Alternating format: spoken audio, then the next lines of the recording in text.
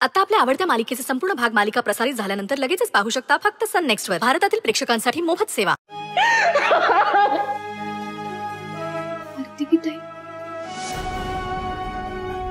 स्वानंदी, कार्तिकी ताईला माहितीये का? ताईडी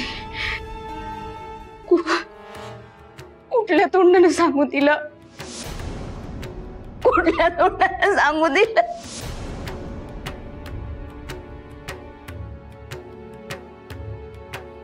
दादा ॲम्ब्युलन्स आली आहे. बॉडी कुठे घेऊन जायचे तसा ॲड्रेस सांगावं लागेल. स्वानंदी, आपण त्यांना हॉस्टेलला घेऊन जाऊयात का? त्यांचं फ्युनरल तिकडेच करूयात आपण. नाही, माझ्या आईचा अख्खा जन्म ज्या गावात झालाय ना, तिकडेच घेऊन जाणार मी तिला.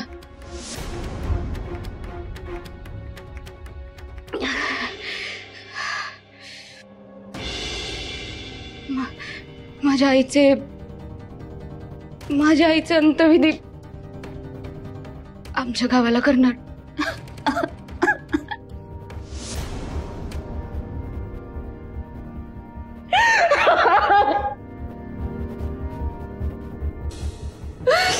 बाई,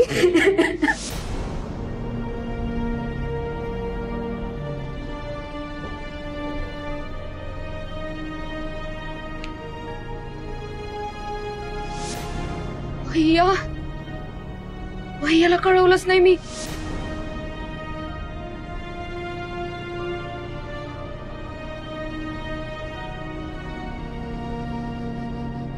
मनी सर, भैयाचा फोन लागत नाहीये. त्याने बहुतेक माझा नंबर ब्लॉक केलाय.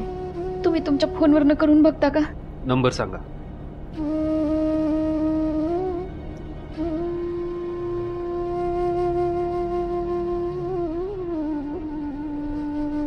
त्याने हा नंबर वापरणं बंद केलाय. मग आता काय करायचं? शेवटचा कॉन्टॅक्ट कधी झालाय? शेवटचा कॉन्टॅक्ट? अहो, त्याने घर सोडलं तेव्हापासून तो कोणाशी बी बोलना. ताईडीला आधीमध्ये फोन करायचा, पण त्याला बी लई वेळ झाला. या सगळ्या गडबडीत मी त्याला सांगायचंच विसरून गेले. बर, दुसरा कोणाचा नंबर? नाही मनी सर, माझ्याकडे दुसऱ्या कुणाचाच नंबर नाहीये. त्याला सांगणं लई गरजेचं आहे. आईचा जीव होता त्याच्यात. त्याला जर बाहेरून कळलं ना, लई दुःख होईल त्याला. काय करू मनी सर? कसं कळवू त्याला?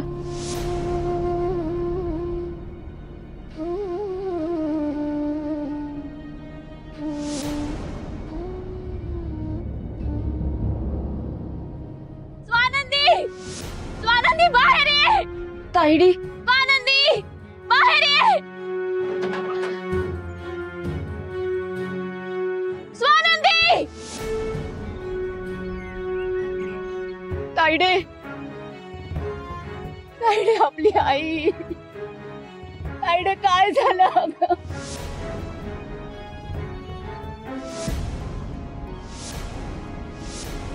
आईला इथपर्यंत आणलंस ना, लई उपकार झाले तुझे. आता इथून पुढचं मी पाहिजे. तुला तसदी घ्यायची काही बी गरज नाही. अगं ताईडे, काय बोलतीयस तू? तसदी घ्यायची नाही म्हणजे तू इथून परत गेली तरी बी चालेल. मी आहे ना, मी आईचं सगळं कार्य पार पाडी. असं नको ना बोलू. आपल्या दोघींची बी आई होती ना, आणि आपण दोघी बी पोरक्या झालो की. असं नको ना बोलू. मी हात जोडते तुझ्या पुढं. मी कुठं बी जाणार नाही. मी हात जोडते तुझ्या पुढं. मला इथंच राहू दे. तुझ्यामुळे मी माझ्या आईला गमावलं. तुझ्या माग माग ती मुंबईला गेली. तुला वाचवताना मलाच परख करून गेली. माझ्या आईच्या मृत्यूला फक्त तूच जबाबदार आहेस. मी तुला कधी पण माफ नाही करणार. कार्तिकी, तुमच्या आईचा जाण्याचा तुम्हाला धक्का बसलाय, समजू शकतो. जेवढा धक्का तुम्हाला बसलाय तेवढा स्वानंदीलाही बसलाय. अहो, हे सगळं त्यांच्या समोर झालंय. हे बघा, आता ही वेळ कटुता वैर बाळगायची नाहीये.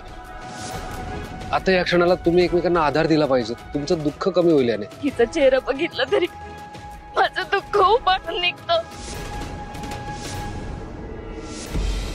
नको नको ते सगळं आठवतं मला. आणि आता हिच्यामुळे मी माझी आई गमावलीये. आणि तुम्ही म्हणताय हिच्यामुळे माझा शोक कमी होईल म्हणून.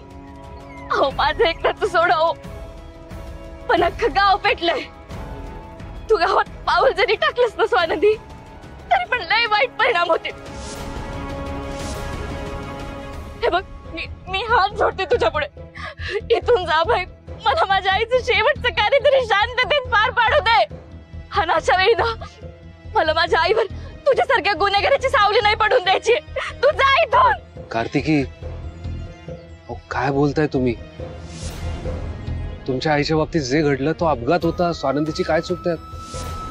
आणि गुन्हेगार, प्लीज असे शब्द वापरू नका की ज्याचा पश्चाताप होईल नंतर. पश्चाताप तर होतच आहे मला. काही करून आईला मुंबईला जाण्यापासून, हिच्या मागे जाण्यापासून वाचवलं नाही ना, म्हणून पश्चाताप होतोय. पण आता काय उपयोग आहे त्या पश्चातापाचा? माझी आई परत येणार आहे का? सांगा ना, माझी आई परत येणार आहे का? या लोकांनी स्वानंदीवर बहिष्कार टाकला, पण तुमची आई तिला भेटायला आलीच ना मुंबईला. ती जशी तुमची आई तशी त्यांची सुद्धा आई आहे. आणि आई मुलीचं नातं नाकारण्याचा अधिकार कोणालाही नाहीये. ज्या गावाने स्वानंदीला नाकारलंय, त्यांच्या मुलीला नाकारलंय, त्यांचा अंत्यविधी या गावात झालेला त्यांनाही आवडणार नाही. मग त्यांचा अंत्यविधी गावाच्या विशीबाहेरच होणार.